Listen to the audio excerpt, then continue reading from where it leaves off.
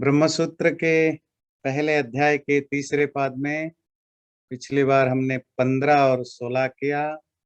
जो संदर्भ संदर्भ में जो कॉन्टेक्स्ट चल रहा है वो है छांदोग्य उपनिषद का दहर, अर्थात वो जो हृदय हृदय रूपक कमल में जो दहर मतलब छोटा सा टाइनी स्मॉल जो जगह है, स्पेस है, उसमें जो दहर रहता है कि टाइनी सा रहता है, उसी के बारे में चर्चा चल। तो बात थी कि वो दहर कौन है, आत्मा है या परमात्मा है। उसी संदर्भों में हम बात कर रहे हैं। जो 16वां सूत्र है, जो 16 सूत्र भी वही कह रहा है कि वहां हम ब्रह्म या परमात्मा का अर्थ लेंगे, क्योंकि धृति और महिमा के कारण से, जो कि धृति मतलब धारण करना संसार को, दुनिया को, और जो परमात्मा की जो महिमा, जो ग्रेटनेस है, तो उसके कारण तो वो जो ग्रेटनेस का डिस्क्रिप्शन, वर्णन मिलता है और सारे संसार को सपोर्ट या धारण करने का जो मिलता है, वो तो आत्मा हो नहीं सकता। उसी से रिलेटेड है आज का जो सूत्र लेंगे, प्रसिद्धेश्च। और इसकी जो प्रसिद्धि है, मतलब ये जो वेल नोन है, ये एक वेल नोन फैक्ट है कि परमात्मा ही संसार का धारण करता है, और उसी की जो ग्रेटनेस है वो बताई जाती है। सारे शास्त्रों में इसी की ही बताई जाती है। अथ यदिदमस्मिन् ब्रह्मपुरे दहरं पुंडरीकं वेश्म दहरोऽस्मिन्नन्तराकाश तस्मिन् यदन्तस्तत् अन्वेष्टव्यं तद्भाव विजिज्ञासितव्यमिति।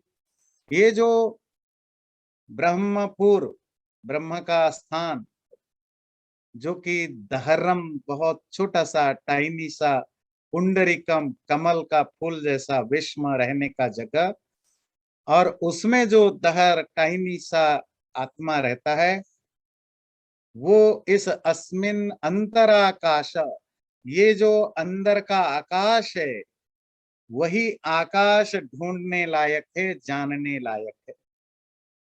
तो शब्द, ये जो आकाश शब्द आया, तो चलो आत्मा नहीं, पर यहाँ तो शब्द आया अंतराकाश, अंदर का जो आकाश। आकाश का अर्थ क्या होता है? स्पेस।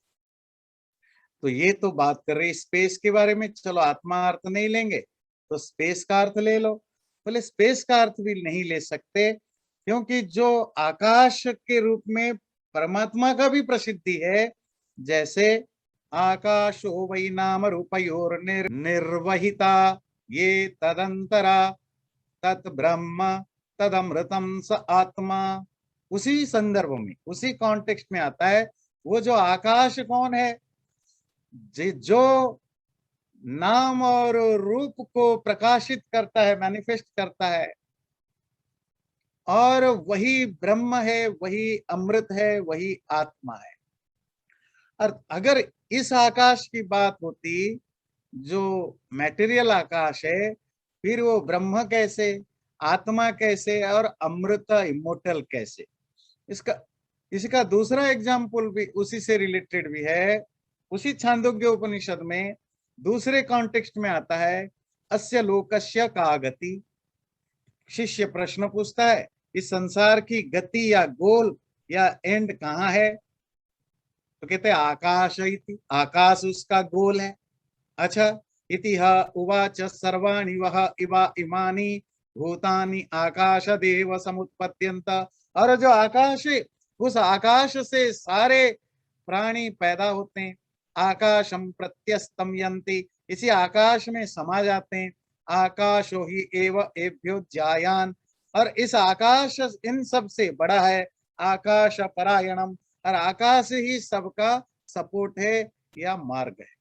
तो इस तरह के जो वर्णन मिलता है आकाश से रिलेटेड, तो ये आकाश तो ये जो स्पेस से रिलेटेड नहीं हो सकता, वो उस परमात्मा की बात करता है। और ये सूत्र कहता है प्रसिद्धेश्च, इसकी प्रसिद्ध, ये इट इज वेल नोन, सभी लिटरेचरों में, सभी वैदिक शास्त्रों में इसके बारे में बताया गया है। इतर परामर्शात स इति चेत न असंभवात, यहाँ थोड़ी मिस है कुछ, असंभवात। इतर परामर्शात, अगर आप इतर को, इतर कहते हैं दूसरा, अदर, अगर आप उस दूसरे तत्व को बारे में बात करना चाहते हैं, वो दूसरा तत्व है आत्मा, स इति चेत न, तो भी नहीं। क्यों? असंभवात, इम्पॉसिबिलिटी के कारण, on account of impossibility. Impossibility क्यों? क्योंकि उस आकाश या दहर के बारे में जो वर्णन मिलता है, जो डिस्क्रिप्शन मिलता है, वो आत्मा में कभी पॉसिबल हो ही नहीं सकता। जैसे वेद वगैरह में अलग अलग शास्त्रों में मंत्र आता है, यो भूतम च भव्यम च यः सर्वं यश्चाधितिष्ठति स्वर्यस्य च केवलम तस्मै ज्येष्ठाय ब्रह्मणे नमः। वो जो प्रेजेंट को धारण किया है, पास्ट पास्ट को धारण किया है, फ्यूचर को धारण किया है, जो कुछ बियॉन्ड 3 टाइम्स है उसको धारण किया है। तो ये जो धारण करना धृति, ये तो आत्मा के लिए संभव नहीं है, ये सिर्फ परमात्मा के लिए ही संभव है। अच्छा, आत्मा के लिए क्यों नहीं है? क्योंकि 2-3 चीजें असंभव है। पहली चीज है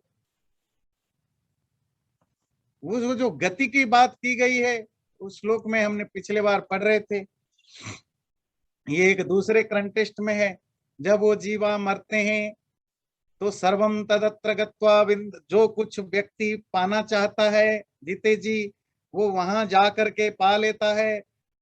तो ये जो वहां जाना पाना, ये सब चीजें आत्मा के लिए तो है, और आत्मा लिमिटेड होने के कारण उसमें गति, गति मतलब टू मूव, प्राप्ति मीन टू अटेन। ये जो अटेनिंग एंड रीचिंग, ये दो चीजें कहाँ यूज हो सकता है? जो लिमिटेड होते हैं। आप कहीं मूव तभी करेंगे जब आपके अंदर लिमिटेशन हो। अगर आप ऑल परवेडिंग है, सब जगह फैले हुए हैं, तो आपको गति करने की जरूरत ही नहीं है, जगह नहीं है। नंबर 2, अटेनमेंट, प्राप्ति, कुछ चीजें पाना। किसको कौन पा सकता है? जिसको चाहा। तो आपको कोई चीज चाहिए, उसके लिए आप एफर्ट्स करते हैं, प्रयास करते हैं, तो आपको मिलता है। आपको क्यों चाहिए? क्योंकि आपके पास नहीं है, अभाव हो।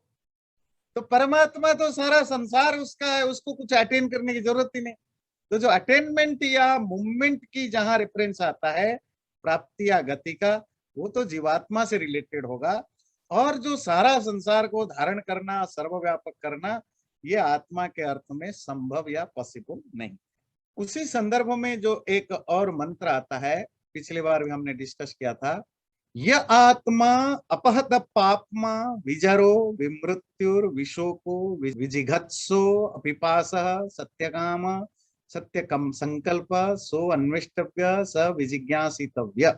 वो जो आत्मा जो पाप से रहित है, फ्री फ्रॉम सिन, विजर, जिसमें कोई बुढ़ापा नहीं आता है, फ्री फ्रॉम ओल्ड एज, विमृत्यु, फ्री फ्रॉम डेथ, जहां मौत नहीं आता, विशोक, जहां किसी तरह का कोई ग्रीफ, कोई दुख या परेशानी नहीं, विजिघत्स, जिसमें कोई भूख प्यास से अभाव है, अपिपास, जिसमें प्यास नहीं है, उसी आत्मा को तुम्हें जानना चाहिए और ढूंढना चाहिए। ये कॉन्टेक्स्ट पहले भी हमने डिस्कशन किया था। इस कॉन्टेक्स्ट में आत्मा का अर्थ उन्होंने दिया था, यहां भी परमात्मा ही अर्थ होगा। तो क्योंकि इसमें आता है स सर्वांश लोकान आपनोति, जो उस आत्मा को ढूंढना चाहिए। जब वो आत्मा आपको मिल जाएगा तो वो समस्त संसार को पा लेगा। तो समस्त संसार को पाने का मतलब परमात्मा होगा, न कि आत्मा होगा। पर इसके लिए जो सूत्र है, इस प्रसंग से रिलेटेड जो क्वेश्चन है, उत्तराचेत आविर्भूत स्वरूपस्तु। अगर आप इस प्रसंग में, ये जो अभी हमने कहा आत्मा अपहत पापमा, सिनलेस सोल, ये सिनलेस सोल कौन हो सकता है? पाप रहित सोल कौन हो सकता है? आत्मा या परमात्मा? तो वैसे तो सुपरफिशियली देखें, ऊपरी ऊपरी नजर से देखें, जीवात्मा की बात हो रही है, क्योंकि पाप पुण्य तो जीवात्मा से रिलेटेड होता है ना। वह कहते हैं पाप रहित आत्मा, तो जीवात्मा ही होगा। पर ब्रह्मसूत्र कहता ही नहीं, ये तो परमात्मा के बारे में बताया गया है। आत्मा के बारे में क्यों नहीं? क्योंकि उत्तरात् चेत आविर्भूत स्वरूपस्तु, क्योंकि अगर आप सब्सिक्वेंट टेक्स्ट में देखें तो उसमें मिलता है आत्मा का आविर्भूत स्वरूप होता है। यह आविर्भूत स्वरूप क्या होता है? जीवात्मा से रिलेटेड एक रेफरेंस मिलता है आविर्भूत स्वरूप, जिसका रियल नेचर जो एक्चुअल स्वरूप है वो आविर्भूत हो गया, प्रकट हो गया। तो इसको जानने के पहले हम एक स्टोरी समझेंगे। तो ऐसा है कि उसी छांदोग्य उपनिषद में एक बार इंद्र और विरोचन दोनों आत्मा की जिज्ञासा लेकर के, जिज्ञासा वाला जानने की इच्छा, आत्मा को जानने की इच्छा से आपस में डिस्कशन किया। जब समाधान नहीं हुआ तो दोनों इंद्र और विरोचन दोनों प्रजापति के पास आए। ये सब ऋषियों का नाम लेकर चलिएगा मान के। तो जब प्रजापति से उन्होंने ये सवाल पूछा और प्रजापति ने उनको 4 लेयर्स में, 4 पर्यायों में इसकी बातें समझाई, आत्मा के बारे में समझाया। पहला 3 पर्याय था, जो 3 स्टेजेस था, वो बिल्कुल वैसा जैसा मांडुक्य उपनिषद में आप पढ़ते हैं ना, तो वो क्या कहते हैं उसको, जागृत अवस्था, स्वप्नावस्था, सुषुप्ति अवस्था, इस तरह के कनेक्ट करके उन्होंने समझाया, अलग अलग स्तर पर समझाया। जो विरोचन था वो पहले ही स्टेज में, जब प्रजापति ने आत्मा को समझाते हुए जागृत अवस्था, जागृत सबको याद है ना, जागृत अवस्था, सपनावस्था, सुषुप्ति अवस्था, जो तो विरोचन ने पहले पर्याय का प्रवचन सुन के, जो पहले स्टेज की प्रवचन सुन के वो सेटिस्फाइड हो गया, उसको लगा मैं समझ गया, वो चला गया। पर इंद्र हमेशा चला जाता था, फिर उसको डाउट होता था, फिर आता था, फिर प्रजापति सेकंड स्टेप समझाया स्वप्नावस्था से रिलेटेड, वो बोला हाँ समझ में आ गया, फिर गया। फिर घर में जो रिफ्लेक्ट करते हैं ना, आप रिफ्लेक्ट करते हैं, चिंतन मनन करते हैं, आपको लगता है नहीं ये अच्छा, ये वाला मुझे क्लियर नहीं हुआ, वो फिर दोबारा आया, तीसरी बार आया, तो उन्होंने उसको सुषुप्ति से रिलेटेड समझाया। इस तरह 3 पर्यायों में आत्मा को शुरू में समझाया। और हर बार समझाते समय प्रजापति कहते थे कि इसके आगे भी मैं आपको बताऊंगा, इससे ऊपर भी कुछ है मैं आपको बताऊंगा। पर ये जो 3 जागृत अवस्था, सपनावस्था और सुषुप्ति अवस्था से रिलेटेड जिन्होंने आत्मा का स्वरूप बताया, उसमें उन्होंने आत्मा का शरीरी आत्मा से रिलेटेड समझा, क्योंकि ये तीनों सशरीर आत्मा को समझाते हैं ना, सशरीर समझते हैं, एम्बॉडीड सोल, वो शरीर जिसके पास शरीर है, इसको दूसरे टर्म में क्या कहते हैं, जीवात्मा, जीव। बात क्लियर है ना? आत्मा का ये सब थोड़े होता है, स्वप्न, जागृत, स्वप्न, सुषुप्ति, ये अशरीर आत्मा का नहीं होता है। आपको पता है आत्मा 2 तरह के हैं, बहुत बार हमने डिस्कशन किया, एक जीवात्मा, एक शुद्ध आत्मा। मतलब आत्मा से परमात्मा की बात नहीं कह रहे। इसको छंदोग्य में तो दूसरी लैंग्वेज यूज किया, सशरीर आत्मा, अशरीर आत्मा। मतलब जब आप शरीर धारण करते हैं, पैदा होते हैं, मरते हैं, तो शरीर वाला आत्मा, और जब आप मुक्त हो जाते हैं तब अशरीर आत्मा, तब आपके पास शरीर तो होता नहीं है। तो जो जागृत अवस्था, स्वप्नावस्था, सुषुप्ति अवस्था, ये आत्मा की, ये जो अवस्था है, ये स्टेजेस किस आत्मा की होती है? सशरीर आत्मा की होती है। फिर उन्होंने, जब इंद्र को यहां तक समझ में नहीं आया तो प्रजापति ने बोला इससे आगे भी बताता हूं। तो अब उन्होंने जो चौथी अवस्था का वर्णन किया वो था अशरीर आत्मा का वर्णन। अशरीर समझ में आता है? क्योंकि चौथी अवस्था आपको कब मिलती है? जब शरीर छूट जाता है, मुक्त मिलता है, मुक्ति अवस्था में, तुरीय ब्रह्म जिसको कहते हैं, तुरीय अवस्था, तो उस अवस्था में मिलता है। अथ य एष संप्रसादो अस्मात् शरीरात् समुत्थाय परम ज्योतिरुपसंपद्य स्वेन रूपेण अभिनिष्पद्यत। यहीं तक रुकेंगे। य एष, वो जो संप्रसाद आत्मा, अस्मात् शरीरात्, इस शरीर से, समुत्थाय, ऊपर जाकर के, बाहर निकल करके, परम ज्योति उपसम, परम ज्योति, परम ज्योति समझते हैं, सुप्रीम लाइट, उस सुप्रीम लाइट को प्राप्त कर लेता है। कौन प्राप्त कर लेता है? वो संप्रसाद, वो आत्मा। वैसे पहले संप्रसाद थोड़ा समझा दूं, फिर हम बात करेंगे। संप्रसाद का रियल मीनिंग आत्मा नहीं होता है। संप्रसाद का रियल मीनिंग होता है सुषुप्ति अवस्था में रहने वाला व्यक्ति, आत्मा। जब व्यक्ति सुषुप्ति अवस्था में होता है, सम मतलब अच्छी तरह, प्रसाद मतलब प्रसन्न, सेरेन। आत्मा की जो स्टेज ऑफ सेरेनिटी रोज कब होता है? जब जागृत अवस्था में होते हैं, बहुत हलचल होता है। सपनावस्था में भी माइंड काम करता रहता है। सुषुप्ति अवस्था में उसका माइंड और जो सेंसेस है ये काम नहीं करते हैं। उस समय आत्मा का जो अवस्था है, फुल ऑफ प्रसाद। प्रसाद, बार बार प्रसाद समझते हैं ना, प्रसन्नता, प्रसाद एक ही बात है, सेरेनिटी। वो जो स्टेज में आत्मा सुषुप्ति अवस्था में जब होता है, तो सुषुप्ति अवस्था का नाम है Samprasad, the state of serenity. और वो स्टेट ऑफ सेरेनिटी में रहने वाला आत्मा को भी संप्रसाद कह दिया, द सेरेन सोल, है ना, प्रसन्न आत्मा। तो यहाँ आपको क्लियर होगा, संप्रसाद का मतलब यहाँ आत्मा लिटरेरी मीनिंग नहीं, अपितु उसका जो स्पिरिट का जो जो शब्द का जो स्पिरिट है, उसी भाव से बात कर रहे हैं। अब क्या होता है इस प्रकरण में, प्रजापति ने जो प्रवचन दिया, इस प्रसंग में जो अपहत पापमा शब्द का यूज किया, कि पाप जब आपका सारे पाप नष्ट हो जाते हैं, वो आत्मा जिसका सारे पाप नष्ट हो जाते हैं, यहाँ जीवात्मा का वर्णन होना चाहिए, क्योंकि ये तो कह रहा है पापों से नष्ट हो गया आत्मा।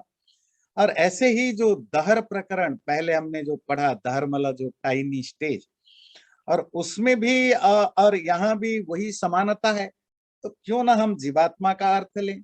अपहत पापमा में भी जीवात्मा का अर्थबोध होता है, अर्थबोध मतलब मीनिंग आता है। दहर प्रकरण में भी जीवात्मा अर्थ होना चाहिए, आप क्यों परमात्मा लाते हो? सूत्रकार क्लियर करता है, आविर्भूत स्वरूपस्तु, ये बहुत इंपॉर्टेंट है। जिसका स्वरूप आविर्भूत हो गया, जिसका रियल फॉर्म, जो रियल नेचर मैनिफेस्टेड हो गया। आत्मा का दो स्वरूप है, एक होता है जब सशरीर आत्मा, एम्बॉडीड सोल, शरीर वाला आत्मा जब प्रकृति या मटेरियल वर्ल्ड के संपर्क में आता है, उसका जो रियल नेचर है, जो शुद्ध स्वरूप है, वो उसको भूल जाता है ना। शरीर मन बुद्धि के साथ जब अटैच्ड होता है जीवात्मा, वो अपनी रियल फॉर्म को भूल जाता है। हम सब तो भूले हुए हैं ना, हमें थोड़ा ही पता है कि हम क्या है। तो ठीक है, गीता उपनिषद दर्शन शास्त्र पढ़ते हैं तो थोड़ा पता लगा कि अच्छा हम शरीर ही नहीं आत्मा है, ये पता लगा, पर हम थोड़े रियलाइज करते हैं। तो आत्मा शरीर या संसार के संबंध में आने के कारण वो भूल जाता है कि उसका रियल स्वरूप क्या है।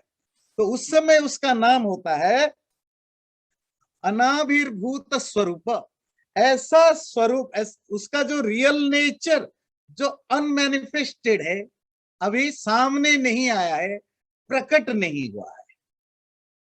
ये कौन है? हम, आप, ये दुनिया के लोग, आत्मा।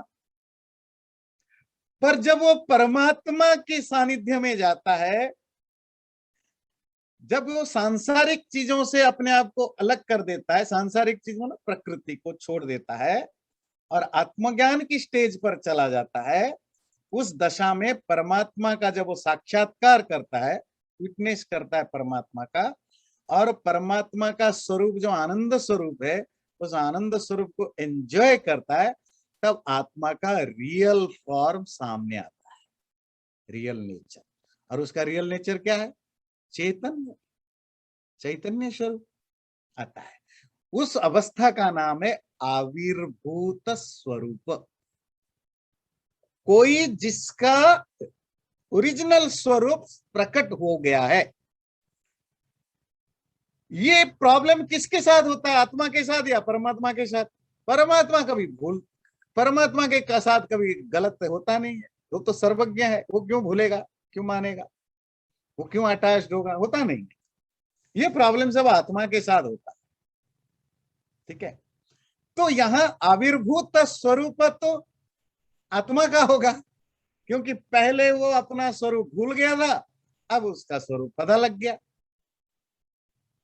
ये आत्मा के साथ होगा, परमात्मा के साथ तो नहीं होगा, नहीं हो सकता, क्योंकि ना परमात्मा कभी अपना स्वरूप भूलता है और परमात्मा कभी प्रकृति से, शरीर से, मन से, बुद्धि से अटैच होता नहीं। इसीलिए ये जो आविर्भूत, क्या शब्द हुआ, क्या आविर्भूत स्वरूप जो शब्द हुआ, ये आत्मा के लिए ही व्यवहार हुआ है, परमात्मा के लिए नहीं। जीवा प्रजापति की वाक्य में वो जो जीवात्मा की वो जो आनंदानुभूति, the realisation of that supreme bliss जो परमात्मा में वो प्राप्त करता है, वही अपहत पापमा है। तो वहां उसी परमात्मा को ही जिज्ञास्य, इसको जानना चाहिए। बात बता, अन्यार्थश्च परामर्श। अगर आप कहोगे कि यहाँ दहर प्रकरण में जिसको जानना चाहिए वो परमात्मा है जो सारा संसार को धारण करता है, तो जीवात्मा शब्द, जीवात्मा का यहाँ रेफरेंस क्यों आया अपहत पापमा के रूप में, या जिस रूप में क्यों आया? तो उसके अर्थ में कहते हैं अन्यार्थश्च परामर्श। अभी तक तो हम दहर कॉन्टेक्स्ट में बात कर रहे थे, ब्रह्मा परमात्मा की बात कर रहे थे, और प्रजापति और इंद्र की बातचीत में जीवात्मा आ गया, जिसको उन्होंने कहा विशुद्ध स्वरूप, अविशुद्ध स्वरूप जो भी है। तो ये जीवात्मा का लाने का क्या कॉन्टेक्स्ट था? अगर सब कुछ सचमुच परमात्मा के रिलेटेड बात थी, और यहाँ जीवात्मा क्यों आया? अगर यहाँ जीवात्मा है तो सबका अर्थ जीवात्मा क्यों नहीं करते? सूत्रकार उसको क्लैरिफाई करने के लिए कहता है, यहाँ जीवात्मा का प्रसंग आने का एक दूसरा पर्पस है। There is a different purpose for this reference. वो पर्पस वही है जो हम पहले से बात कर रहे हैं, क्या कि जब तक आप आत्मा को नहीं जानोगे तब तक आप परमात्मा को नहीं जान सकते हो।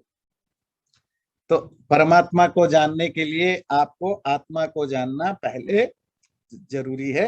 आप कहते हो परमात्मा सर्वव्यापी है, ऑल परवेडिंग है, सर्वज्ञ है, सब कुछ जानता है, सर्वांतर्यामी, ही कंट्रोल्स एवरीथिंग इंटरनली। फिर ये जो आपने कहा कि दहर, दहर का अर्थ क्या होता है? छोटा, टाइम। आपने दहर शब्द से आपने परमात्मा अर्थ लिया सूत्रकार ने, और वो कहाँ रहता है? हृदय में, वो भी छोटा सा है, वो भी टाइनी स्पेस है, दहर आकाश। उस दहर आकाश के अंदर, वो छोटे से टाइनी जगह के अंदर जो टाइनी सा चीज रहता है, आप कहते हो वो आत्मा भी रहता है, परमात्मा रहता है। आपने परमात्मा का अर्थ लिया। पर शिष्य कहता है मुझे जो प्रॉब्लम है, परमात्मा सर्वव्यापक है, सर्व अंतर्यामी है, फिर आप इसको ये छोटे सी जगह पर रखने की बात क्यों करते हो? ये तो एकदेशी हो गया। एकदेशी समझते हैं, लिमिटेड स्पेस में रहने वाला। खैर इसकी चर्चा हम पहले कर चुके हैं, पर शिष्य उसको एक दूसरे कॉन्टेक्स्ट में सवाल पूछता है। देखिए क्या है सूत्र, क्या है देखिए, अल्प श्रुति रीति चेत तदुक्तम। ये जो आप कह रहे हो अल्प, छोटा, स्मॉलनेस, इसके बारे में जो श्रुति या जो शास्त्र में जो बताया गया है कि ब्रह्म के बारे में छोटे शब्द से ब्रह्म अर्थ लेने के बारे में जो आप कह रहे हो, ऐसा अगर आपके मन में कोई डाउट है, तदुक्तम, ये हम पहले इसके बारे में एक्सप्लेन कर चुके हैं। ये कहाँ कर चुके हैं? ब्रह्म सूत्र के पहले अध्याय, दूसरे पाद, 7वें सूत्र में अर्भकौकत्वात् व्यपदेशाच्च, उसमें हम डिस्कस कर चुके हैं। ये परमात्मा छोटे से देश में रहता है, इसका क्या भाव है? परमात्मा के बारे में क्यों डिस्कस किया जाता है कि वो यहीं हृदयाकाश में ही रहता है, जबकि वो तो सब जगह है? तो बोलने की क्या जरूरत पड़ी? परमात्मा तो सब जगह है, पर आत्मा तो सब जगह नहीं है ना। आत्मा वहीं आ गया, आत्मा तो वहीं पर है, या और आत्मा परमात्मा को पाने के लिए 5 माइल चल के नहीं जा सकता ना, आत्मा में वो एबिलिटी नहीं है। या और नंबर 2, अगर आपके घर में सफिशिएंट खाना हो तो आप क्यों पर दूसरे घर में खाना मांगने जाओगे या खरीदने जाओगे? तो आत्मा को परमात्मा जानना है। तो परमात्मा कहाँ है? सब जगह है। शिष्य, चलिए गुरु शिष्य संवाद करते हैं। शिष्य ने पूछा कि मुझे परमात्मा जानना है। गुरु ने कहा हाँ जानो। तो कहाँ है परमात्मा? गुरु ने कहा सब जगह है। पर सब जगह तो है, मैं कैसे उसको कैसे जानूंगा? मैं कहाँ जाकर जानूंगा? कैसे जानूंगा? बोले तुम्हें कहीं जाने की जरूरत ही नहीं, तुम्हारे अंदर भी है, तुम अपने अंदर जानो ना। अंदर कहाँ है? कहाँ जानूंगा? शरीर तो इतना बड़ा है। बोले जहां तुम हो वहीं पर भी वो है, तुम्हें कहीं जाने की जरूरत नहीं, वहीं जान लेना। तो तुम कहाँ हो? बोले हृदय आकाश में जो छोटा सा तहर है, छोटा सा वह है, वहीं पर तुम हो। शिष्य यहाँ आत्मा है। तो परमात्मा कहाँ है? वहीं पर है। तो तुम्हें वहीं पर परमात्मा को जाना। आत्मा क्योंकि वहीं पर है, वो जब भी परमात्मा को जानेगा वहीं जानेगा ना, क्योंकि वो तो बेचारा, वो तो हैंडीकैप्ड है, वो तो जा नहीं सकता। आत्मा और शरीर के रिलेशनशिप के बारे में बताया जाता है अंधा और लंगड़ा का story, lame and blind and lame ना। तो जंगल में आग लगा। एक बार जंगल में एक लंगड़ा था, लंगड़ा समझते ना, लेम जिसकी वो नहीं है, पैर नहीं, और एक अंधा था। दोनों अपना किसी काम से जंगल गए थे और जंगल में आग लग गया, तो सब दौड़ के भागने लगे। पर प्रॉब्लम है कि अंधा दौड़े तो गिर जाए, क्योंकि उसको पता नहीं चलता रास्ता कहाँ है, चोट लगता है। और लंगड़ा दौड़ नहीं पाता है, लेम है दौड़ नहीं पाता है। तो दोनों दुखी रो रहे थे, परेशान हो रहे थे। दोनों ने एक दूसरे को मिले, दोनों ने एक दूसरे के दुख शेयर किया। तो दोनों के बीच में एक डील हुआ कि भाई तुम्हारे पास पैर है। लंगड़ा ने कहा तुम्हारे पास पैर है तो तुम दौड़ सकते हो, हाँ, पर मेरे आंखें नहीं है। पर मेरे पास आंखें हैं, तो क्या करें कि मैं तुम्हारे कंधे में बैठ जाता हूँ, मैं तुम्हें रास्ता बताऊंगा और तुम दौड़ो। अंधा और लंगड़ा दोनों मिल गए तो बड़े आसानी से रास्ता पार कर गए। खैर ये तो रास्ता पार करने की थी। शरीर और आत्मा का यही संबंध है ना। आत्मा, अब शरीर आत्मा छोड़िए, बल्ब और इलेक्ट्रिसिटी का वही रिश्ता है, फ्रीजर और इलेक्ट्रिसिटी का वही रिश्ता है ना। तो आत्मा, भाई मैं पावर हाउस हूं, पर प्रॉब्लम है कि मैं जल नहीं सकता, ठंडा नहीं कर सकता। तो शरीर बोला अच्छा मैं तो बल्ब हूं, मैं फ्रीजर भी हूं, मैं बल्ब भी हूं, मैं हीटर हूं, मेरे पास सारे इंस्ट्रूमेंट है, और मुझे पावर की जरूरत है, चलो मिल जाते हैं। तो आत्मा और शरीर मिल गए, फिर आप और हम बन गए, हम कुछ भी कर सकते हैं। पर आत्मा अकेले तो नहीं कर सकता ना। आत्मा परमात्मा को वही जानेगा जहां वो रहता है। हाँ, वो परमात्मा को नहीं जान सकता अगर आप परमात्मा वहां नहीं होता। परमात्मा सर्वव्यापक है तो वहां भी है। तो यही उस सूत्र में भी पढ़ा था। ये सूत्र यही कहता है, अल्प श्रुते रीति चेत तदुक्तम। अगर आपका सवाल है कि आपने परमात्मा को छोटे से जगह रहने की बात क्यों कर रहे हो, वो तो फिर छोटा हो जाएगा, इसका आंसर क्या है? तो कह रहे इसका आंसर तदुक्तम हम पहले दे चुके हैं, we already have explained it. क्या? कि जब हम कहते हैं परमात्मा यहां रहता है, इसका अर्थ परमात्मा को लिमिट करना नहीं, अपितु आत्मा की सहूलियत के, आत्मा की कन्वीनियंस के बारे में हम बता रहे हैं कि जब भी तुम्हें आत्मा को परमात्मा का ज्ञान होगा, वो वहीं पर होगा जहां आत्मा रहता है, और आत्मा यहीं रहता है। इसीलिए हम बार बार कहते हैं परमात्मा वहीं रहता है। Going back to the basics, आत्मा को जानो, what does that mean? आत्मा मेरे अंदर है, आत्मा is making my body function. Okay, that's the relationship between body and atma. And when we say atma ko jano, atma ki nature, atma is pure. Okay, so yeah, I'm a little bit hazy right now as to what does that mean कि मैं आत्मा को जानूंगा अपने। अच्छा, तो देखिए दो चीजें हैं।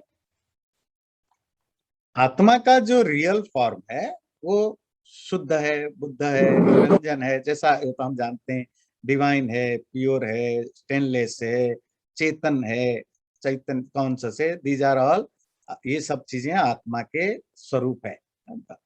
अब जानने का क्या मतलब है?